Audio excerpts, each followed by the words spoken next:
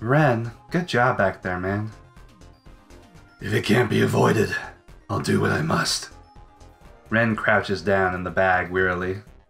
Clara seems to like Ren in such a manner that when our eyes meet, it looks like he's begging for help. The personality of all owlmates can be set to one's liking. It changes with each environment, little by little. As a result, a difference comes out in the chemistry between owlmates, just like with people. Ren seems to not like Clara. Unfortunately for Ren, I think it's a bit entertaining. Are you okay too, Alba? Somehow. After Yoshi-san stopped me, I was treated to a cake that had a huge amount of whipped cream on it. She made it in a cooking class. Well, that's nice. Oh, more accurately, I was forced to eat it all. Thanks to that, I now have severe heartburn. Oh no. So, let's go home now. I pat Ren's back to encourage my fellow soldier who has barely evaded death, and begin to walk towards home. The town was now dressed in night, and flashy neon lights lit up the shops everywhere. Because illegal construction isn't regulated, the sky in the old resident district is covered with the shadows of distorted buildings. That's why it's kind of dark even during the day. When night falls, groups that almost seem like they were in hiding until then come out. Ribstees groups gather too, so there's a completely different vibe from the daytime. Ribsters are people in the old resident district who team up and fight in turf wars by themselves. Because Ribstees is older than Rhyme, the guys doing Rib look down on the ones doing mostly Rhyme. The Ribsters think of those who do Rhyme as big-headed wise guys who live in their own fantasy worlds. But since it seems like some Ribsters that are switching to Rhyme, lately there have been many quarrels between the two groups. While I advance through the lively atmosphere, my hand is suddenly grabbed from behind. Ugh. Ew, isn't this a brain nuts jacket? The person who grabs my arm is a frivolous man whose hair is dyed red, probably younger than me. Hey, wasn't this design on Premiere right now? This time a green-haired guy comes closer with a smile. Wow, and their hair colors. Is it Christmas? You have neon blue hair. Neon fucking blue hair. Just stop. Oh no. I want this so bad. Hey, mister. The red-haired one looks at me with an artificial smile. They sell these at the shop in front of the station, you stupid chud. When I try to shake off his hand with great effort, the redhead looks at me angrily. Wait a second. Hey. What's with your attitude? I'm telling you, I want this right here and now. You stupid. And by the way, we're Bug Bomb. Ever heard of us? So what's all this? You underestimating us? The green-haired guy holds out his wrist proudly. On it is a tattoo of a winking girl with enormous boobicles, leaning over a big pink bomb. Whoa. Aren't these guys ashamed of having such a tacky tattoo? And I haven't heard of Bug Bomb before. Even though this tattoo would also be a thing that people in teams do, I know very well that these guys are underlings. Because they're only that, and they like to pick up fights openly like this. Lame. Huh? What did you say? I just called you lame, you lame-o. Huh? You, what's your team? I'm not in one. Ha! Don't tell me you're a no-mark. Seriously? Red and green looked at each other and started to smile stupidly. You can't be serious. There are tag arts used as team symbols in Rib, and the team's tag art is tattooed somewhere on your body when you join. Those who don't have a tattoo are assumed to not do Rib. That's why it's common that no-marks become targets of diversion for Ribsters. There's no team that holds a grudge if you happen to kill a no-mark. Heh, if you're a no-mark, it means it's okay to do you in. 'Cause we can afford to. Hey bro, let's go over there for a little while, okay? New voice, huh? Okay. Just wing it for now. Better leave while you're ahead. Huh? Red and green throw an exaggerated glare at the voice coming from behind them. If you get involved with him, he'll break both your jaws. Huh? What? Who are you? As soon as the green-haired one sees the owner of the voice, his facial expression stiffens. Hey, this is bad. What's bad? That's the leader of Dry Juice, Mizuki. What? Dry Juice? They have the greatest gang names. They're all so cute. Dry Juice. We need a real voice for him, though. Do you know that guy's killer technique? Fox's heel drop? Eat it once and it'll break your jaw. If you're from Dry Juice, you should have said so from the start. What's scram? After saying worthless last words, the two of them ran off like puppies with their tails between their legs. Witnessing that, the guy behind me laughs.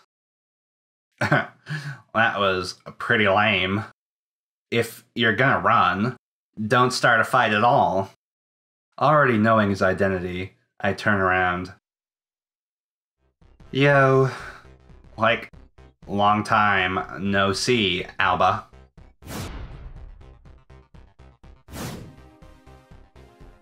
This radiantly smiling guy is Mizuki, leader of the largest rib team, Dry Juice.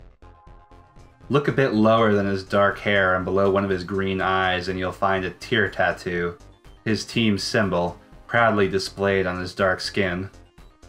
What the shit was that fox heel drop thing? I was talking about your foot tricks. I came up with the name just now, but you know, whatever. I wasn't wrong to say you've broken some jaws before though, right? That was years ago. I remember it clearly, even now. But anyway, it's unusual for you to be here around this time. Yeah, true. Did you finally feel like joining me in Dry Juice? He smiled widely as he spoke, but I just shrugged my shoulders lightly. No way. I keep saying I don't want to, remember? Try joining a team. All sorts of good things come with it. Mizuki and I hung around a long time ago. We were friends that did a lot of stupid shit. He has a friendly personality, but in tight situations he's capable of exact and tight reasoning. Since all the guys participating in Rib like to act real tough, I think it's pretty awesome that he was able to put so many of them together to make the largest Rib team. But I still have no plans to join Dry Juice or become a Ribster. Anyway, I hate everything that would cause me trouble. I know, but lately the state of our team has been, somewhat fragile. Fragile? Really? Isn't your team the best as always? It's because of that. Because of Rhyme. Rhyme? Mizuki's facial expression clouds. Our members are also sneaking to their side. It's fine to hear that Rhyme is a game where you battle with brains, but in the end it's just a delusional game, right? Honestly, I can't figure out what's so good about it. Are you delusionally protecting your turf or what? Well, yeah, it's weird. It's not like I couldn't understand the feelings Mizuki harbored against Rhyme. The same could be said about Rib, though, that it's a children's foolish war game. But, despite that, Mizuki is thinking about his team seriously. He may not forgive the guys who easily jump at the trend. And then there are those mysterious disappearances. Mysterious disappearances? You've, heard about them, right? Stories about entire Rib teams going missing, like Vamoosh. Yeah, I have. But isn't that like an urban legend? Besides, it's a rumor from 10 years ago. I don't know the reason. But recently there's been teams that I haven't been seeing for a while now. Are you sure they didn't just, make a mistake and get in trouble with the Yakuza? Well, more importantly, Some members of the teams which disappeared have come back aimlessly after several days, but it seems they can't remember a thing. They've, like, forgotten themselves. It's like their brains have been destroyed or something. But about these disappearances, wasn't the culprit that group Morphine? Morphine itself is like an urban legend. Well, I guess so. Morphine. Long ago, it was the strongest and most feared legendary team amongst ribsters. Their tag art was full of black from top to bottom, and had a heart and a cross. Their strength was wrapped in mystery.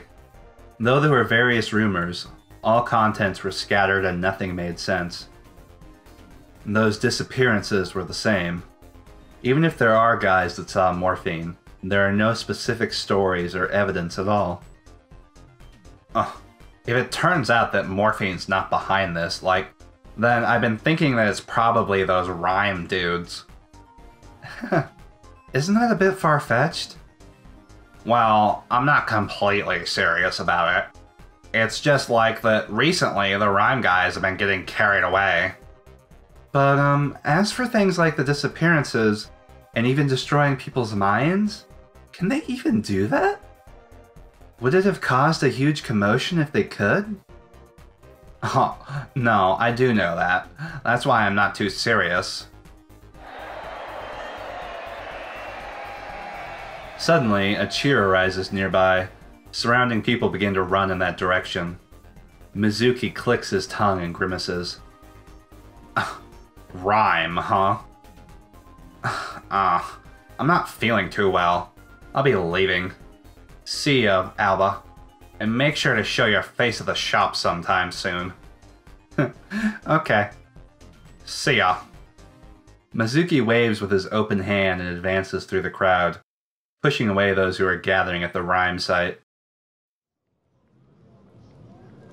After Mizuki's figure disappears completely, I turn my face to the direction in which everyone was running to. I don't hate Rhyme like Mizuki does, but I'm not very interested in it either. If you met Mizuki for the first time and talk about Rhyme with him, you'll probably hate it afterward too. What's the matter? Nothing. Let's keep going. I pat Ren's head and begin to walk in the noisy alley. Then, suddenly I'm wrapped in a white light. A massive light appears in front of me when I stop to see what happened. It gradually takes a human form and extends its hand towards me. Its fingertips brush my cheek and vanish. Spooky. While I wonder what happened, many people suddenly swarm around me.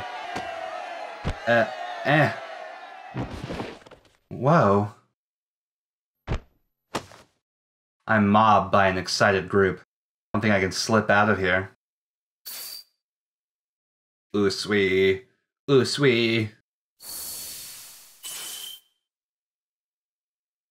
A large circle of light floats on the ground, and what appears inside is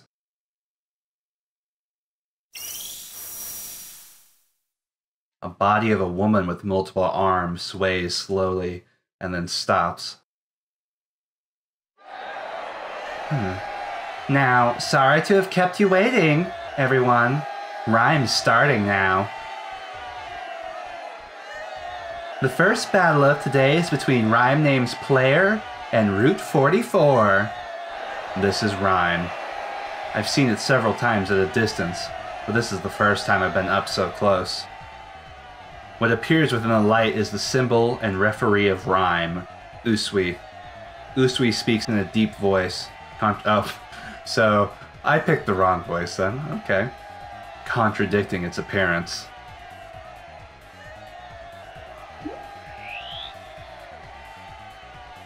While brightening the light and swaying two hands, a huge virtual monitor appears over its head.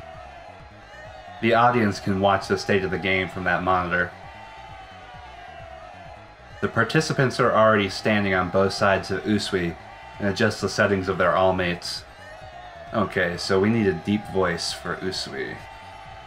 Can the newcomer successfully break a winning streak? Or... Okay, player seems to have finished preparing. Route 44, Are you almost ready too? Both seem to be finished. Well then, let's start already. Game, start! Usui smiles and raises a hand with a graceful movement unfitting of its voice. The monitor emits a white light and projects the field. The audience cheers and hoots unanimously. Suddenly a sharp pain runs through my head. I hold my forehead and my gaze wanders. What? Is it because the audience is so loud? Alba, are you alright? Yeah, I'm fine. But let's get out of here. That would be for the best. Passing somewhat forcibly between the spectators who are absorbed in rhyme, I slip out from the mountain of onlookers. I lean on a nearby wall, exhale, and look down. Huh? Someone's here. And has very nice shoes. When I look up, I see a familiar duo. Okay, so we've got two guys who look similar. We don't know which one is speaking. Shit. Good evening. Hey there. What's the matter? Are you not feeling well? Being in that crowd make you sick? They're Yakuza, okay. You two? Yeah, that might be the case. The one with the glasses is Virus, and the powerfully built one is Trip. I've known these two for a long time. Okay, Virus is gonna have the Dracula voice, and Trip is gonna have, like, the Igor voice. Okay. Alba, how are you feeling? So-so, but I'll be fine. Shit, I wish it would... Doesn't tell me who's talking. What are you doing in a place like this? It's rare for you to be watching rhyme. Well, there's no particular reason. Are you beginning to become interested in it? Not really. Oh, okay, so they make facial expressions to indicate who it is. Okay. Then, did you just wander around and wind up here? I did not. And the same goes for you two. What are you wandering around here for? We are here because of work. It is because of the rhymers have been getting a little out of hand recently. There are some so-called dangerous associations in the old resident district. These two are members of one. I got acquainted with them long in the past, back when I was in my teens and did stupid shit. I spent all my time in the Western District, Wanabashi, and didn't go home, and for some reason I was always irritated. When I was living like that, I once made a mistake in a fight and encountered a person who wanted revenge, and then I was sent to the hospital. It's embarrassing to even remember. At the moment, only these guys and Granny know about those days. At one time, we lost contact with each other, but we began to talk again starting a few years ago. I had become a part-timer, and they had joined the Yakuza. Saying that, here the police are like Yakuza, so I don't think much of it. Anyway, you two are looking as similar as always, like twins. We are not twins. We're not twins. Alba-san, is your work going smoothly? You worked at an ice cream shop, yes? The one with the penguin aprons. Didn't you get fired after one day? Not 1, 3 days. Now I'm a sales clerk at a junk shop.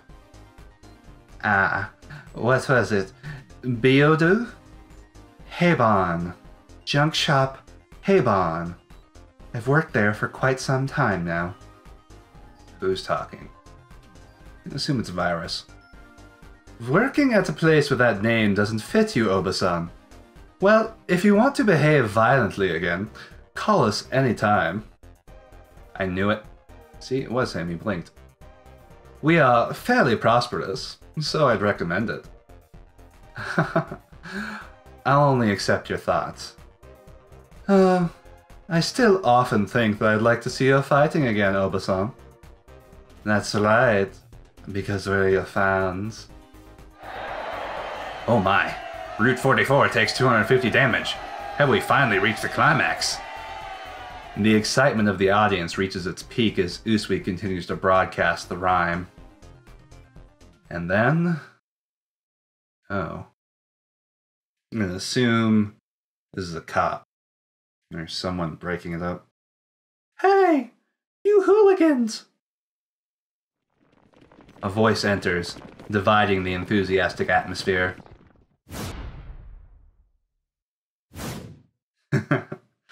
Accompanied by police officers is the megaphone-holding, evil-eyed detective Akushima. Ah, that noisy man has finally arrived. Don't go making a fuss here. All of you fuckers are under arrest. Usui disappears like smoke and the rhyme is suspended.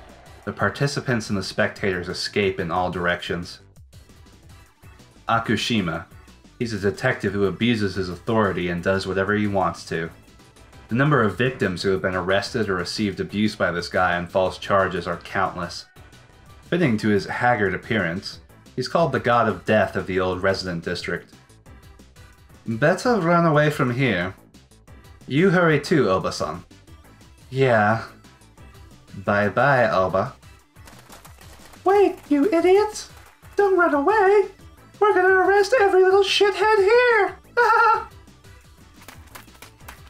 I begin to run immediately so that I won't get caught by Akushima, who's just about to pop a blood vessel.